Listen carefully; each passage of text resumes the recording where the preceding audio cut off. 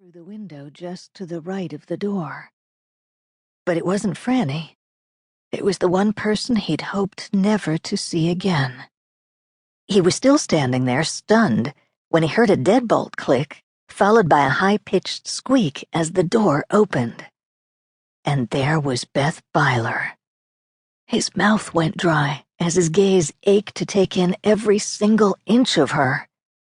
It didn't help that she was looking as perfect and beautiful as she'd been when he'd last seen her. Looking just the way she did when she appeared in his dreams, petite and fine-boned, smooth brown hair and bright blue eyes, wholesome, Amish. Chris fought to keep his expression neutral, which was crazy, of course, like she'd care about his look of shock when he was bleeding all over the front porch. Sure that she was about to slam the door in his face, he anxiously continued to look his fill. A man needed as many sweet pictures to store for times when nothing he was seeing was good. Dim candlelight cast a mellow glow behind her, the scents of pine and cinnamon and everything clean and pure wafted toward him, teasing his senses. He reached out, gripped the doorframe in order to keep from falling. Blue eyes scanned his form, paused at the cuts on his hands, at the new scar near his lip, at the way his right eye was practically swollen shut. He waited for the look of revulsion that was sure to come. What kind of man let himself get so beaten and bruised? "Chris?" she whispered. "Yeah, it's me." What are you doing here?" He needed someplace quiet to stay until after Christmas Day. He needed an out-of-the-way place to hide out, to recover, to heal his body and his soul, to try to remember who he was.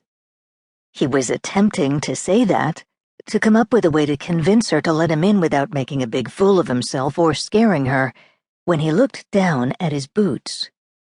Noticed the blood again, ruining the doormat. "I'm bleeding on your front porch," he muttered. "Bleeding?"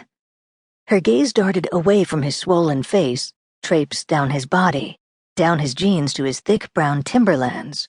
Then her eyes widened as she too noticed the blood dripping steadily on her doormat. "You must come inside."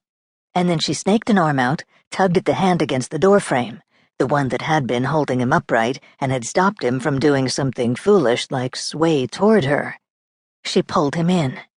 Her slight form wasn't strong enough to keep him on his feet. Those 3 little steps took the rest of his strength, while the relief he felt at finding comfort sapped the rest of his energy. "Beth, I'm sorry," he muttered. As the pain and his clumsy apology got the best of him, he collapsed at her feet, no doubt staining her freshly scrubbed floor in the process, illustrating yet again that he wasn't the man he should have been. "Chris!" Beth cried as he slipped through her hands and fell to the floor. "Chris?" Heart beating so hard she felt like she'd run a mile, she knelt at his side, looked at his swollen cheek, the cut near his lip, the blood on his shirt. "Oh my goodness! Oh my goodness! Chris? Chris, what happened to you?" Of course he didn't answer. But when the cold wind blew against her cheek and threatened to douse the flame in the kerosene lantern behind her, she focused on the present. Quickly, she slammed the door shut, then carefully bolted the deadlock, just in case someone was after him. Like the last time he'd been there. Now satisfied that he was safe from the cold and wind at the very least, she knelt back down by his side. His eyes were closed now, making his whole appearance shift. Until that very moment she'd never realized just how much his piercing gaze affected her. With his eyes closed, he seemed almost approachable, which was laughable considering how damaged his body was.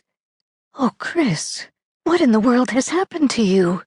What have you been doing since we last met?" she murmured as she reached out and gently smoothed back a chunk of wayward honey-brown hair from his forehead.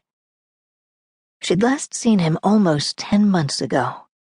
She'd offered to help watch the inn after Franny had had a kitchen accident and had to be hospitalized.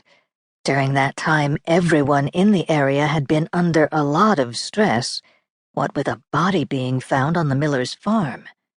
At first, she'd been afraid of Chris. She'd been half afraid he was one of